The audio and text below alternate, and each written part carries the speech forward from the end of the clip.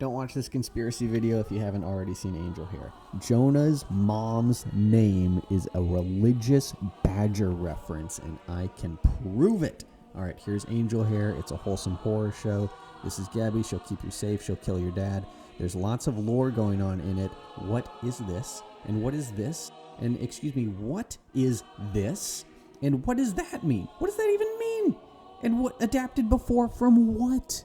From what? So there's a lot going on in the lore, and there's a lot of room for your imagination because of the implication.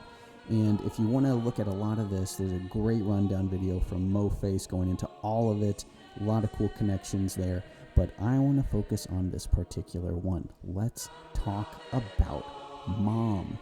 So the show itself, it shows her name in a couple of places, but we only see Mrs. Whitman and Dr. Whitman. But a while back, I saw on IMDb that it has her first name listed, Eulalia Whitman. Now this is IMDb, not always accurate, not necessarily canon, but it reminded me of another place I'd seen it before, the West Patch. This is the first show that the creators made, and in this show, it's mostly animated, but you have a couple of live-action cutaways, including an appearance from Dr. Eulalia Whitman. Now, not necessarily the same universe, not necessarily canon, but now we've got the Kickstarter for Angel Hare out, which is doing really good, and there's a couple days left, so you should definitely pick up your plushies. I'm loving it, and there's some plushies on my way. Please contribute and support their project. It's a great project.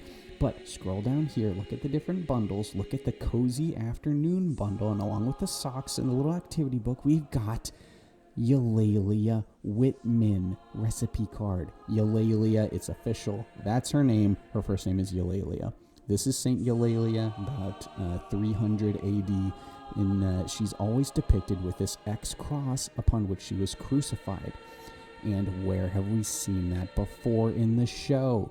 Maybe that iconography is a coincidence, but the other thing that she's shown with is a dove.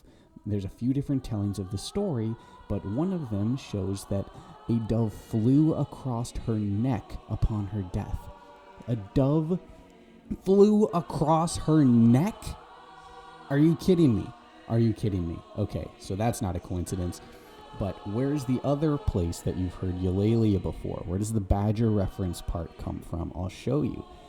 You might remember, if you're a 90s kid, you might remember Red Wall by Brian Jakes, the books and the TV series based on the books. Now let's listen to his own take on Eulalia. See, that word Eulalia has its own magic.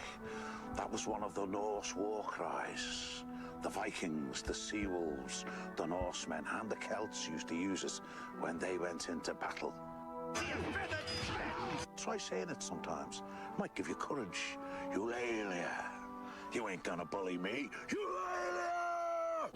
So this was the battle cry of Orlando the Axe, and it's also the battle cry of all of the other badgers in Redwall.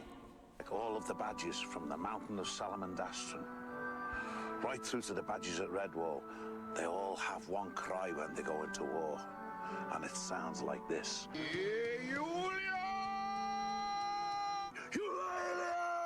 So there you have it, Orlando the Axe. This is him in the show, and there's also a whole book titled Eulalia about like the plight of the badgers or whatever.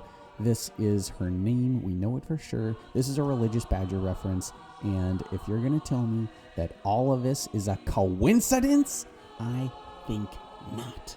So shout out to MoFace for also hitting part of this connection here. Also, I saw it a few months before her video. I promise I'm not stealing the idea or anything.